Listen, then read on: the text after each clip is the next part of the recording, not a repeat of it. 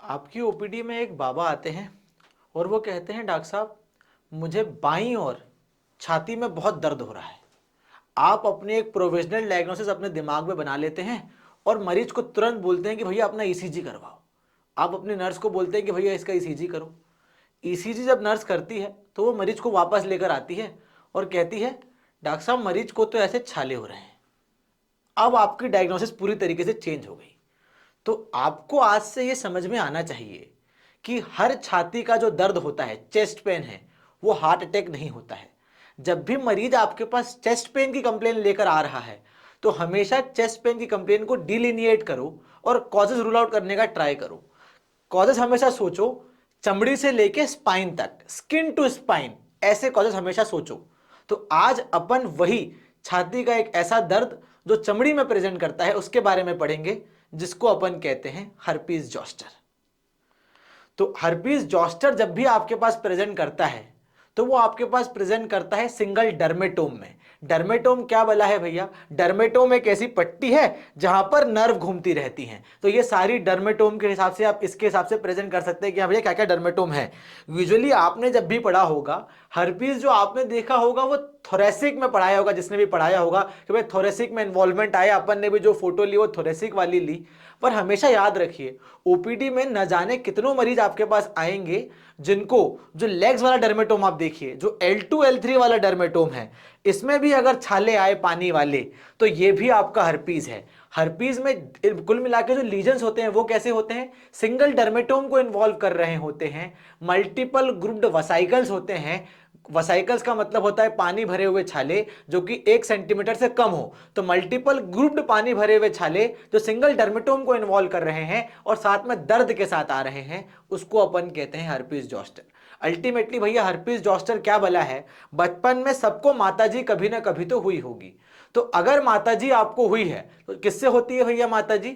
वो होती है अपने हर्पीस के वायरस से। तो जो हर्पीस का वायरस रहता है वो जाके छुप जाता है और अल्टीमेटली जब ये रीएक्टिवेट होता है तो there is reactivation of herpes virus which leads to what? जो लीड करता है आपके हर्पीस जॉस्टर में। तो reactivation of herpes virus is herpes zoster. अगर इसको और आम भाषा में समझना है तो जो बचपन में माता जी निकलती थी वो बड़ों में तो छोटी माता के रूप में निकली है, उसको अपन कहते हैं हर्पीस जॉस्टर। यहीं से अपन समझते जा रहे हैं जो बचपन में माता निकलती है उसको अपन कहते हैं चिकन पॉक्स। चिकन पॉक्स को पहचानने का तरीका क्या होता है? मरीज आपका जो प्रेजेंट करता है फीवर के साथ प्रेजेंट करता है, साथ साथ में कैसे प्रेजेंट करता है? साथ में प्रेजेंट करता है आपके स्पेसिफिक कैरेक्टरिस्टिक लीजन के साथ में, जिसको अपन कहते हैं dew drop on rose petal appearance. पानी के ओस की बूंदे जो गुलाब के पत्तों पे तैर रही हो। इसका क्या मतलब होता है भैया? कि जो आपके वसाइकल्स हैं उसके अराउंड क्या है? रिदमा है। तो वो ऐसा आपको लग रहा है कि पानी की बूंदे किस पे हैं? रोज पेटल पर है। ये चिकन पॉक्स था। अगर यही बड़ा होके अगर रीएक्टिवेट होके आ जाए, सिंगल डर्मेटोम को इन्वॉल्व करे, मल्टीपल ग्रुप्ड वसाइकल्स हो, तो ये क्या है? हर्पीस जॉस्टर है। अब इसी से कंपैरिजन में एक चीज आपको समझ में आना चाहिए, हर्पीस सिंप्लेक्स नाम की एक चीज होती है, उसमें क्या होता है? डर्मेटोम इन्वॉल्व नहीं होता है, पानी वाले छाले ऐसे ही आते हैं। हर्पीस का मतलब ही टू क्रीप होता है। टू क्रीप में आप ये समझ के चलो पानी वाले छाले, पानी वाले छाले जहां पर आ रहे हैं दर्द के साथ आ रहे हैं वो हर्पीस है। सिंगल डर्मेटोम इन्वॉल्व कर रहा है तो जॉस्टर है। पर अगर सिर्फ एक स्मॉल लोकलाइज एरिया इन्वॉल्व कर रहा है, वो लिप्स भी हो सकता है, वो जेनाइटल भी हो सकता है, वो कोई सा भी एरिया हो सकता है, तो वो हर्पीस सिंप्लेक्स है। इसमें जो अपन देख रहे हैं वो हर्पीस सिंप्लेक्स है। अगर आपके पास आपका मरीज हर्पीस जॉस्टर के साथ आता है तो हर्पीस जॉस्टर के मरीज को आप ट्रीटमेंट में क्या करते हैं? सबको जो कंफ्यूजन रहता है वो ट्रीटमेंट में रहता है, क्योंकि यूजुअली क्या होता है कि किसी को ये नहीं पता होता कि अल्टीमेटली डोज क्या है। देखिए वायरस का इंफेक्शन है तो वायरस का इंफेक्शन अपने आप सही हो जाएगा, आप उसमें गोली दो या ना दो, आप मेरे को जो मैं डोज बताऊंगा आप बोलेंगे इससे कम दे तब भी सही तो हो ही जाएगा।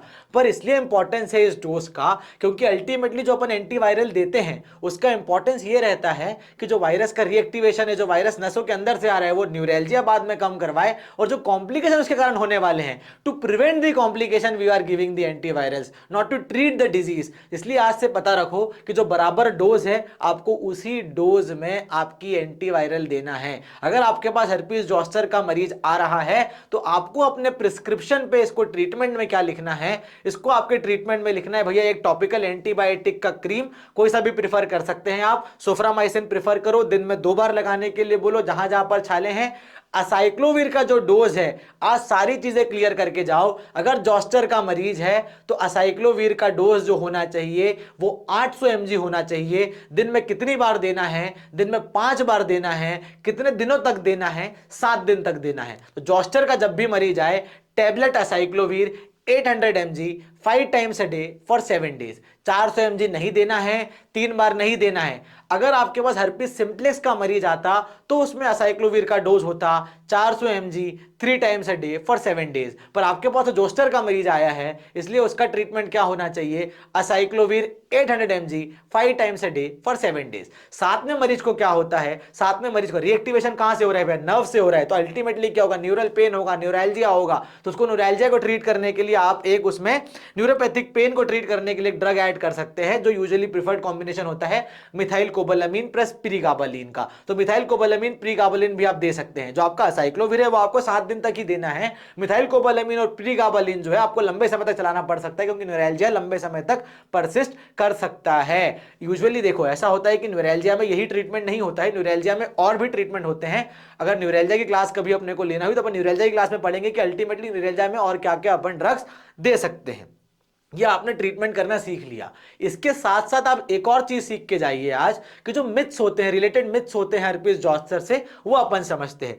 एक मिथ ये होता है भैया कि फैलने वाली, छूने वाली बीमारी है। देखिए भैया, ये बीमारी फैल सकती है, पर किसमें फैलेगी? जिसको अभी तक माताजी नहीं निकली है, मतलब जिसको अभी तक चिकन पॉक्स भी नहीं हुआ है। तो अगर किसी के घर में बड़े आदमी को हर्पीस जॉस्टर हो रहा है, तो हर्पीस जॉस्टर अगर उसको हो रहा है, तो उसके घर में अगर बच्चे हैं जिनको अभी तक माताजी नहीं निकली है, उन बच्चों को इस आदमी या इस महिला से दूर रखना पड़ेगा, क्योंकि उसको ये माताजी हो सकती है। पर ऑलरेडी जिनको चिकन पॉक्स की हिस्ट्री है, तो उनको इसके थ्रू हर्पीस नहीं फैलेगा, क्योंकि ये कहां से आया है भैया? ये रीएक्टिवेशन के थ्रू आया है। तो आज से आप समझ गए और 1% इंप्रूव हो गए। लिखकर बताइए कमेंट बॉक्स में कि आप 1% इंप्रूव हुए या नहीं हुए।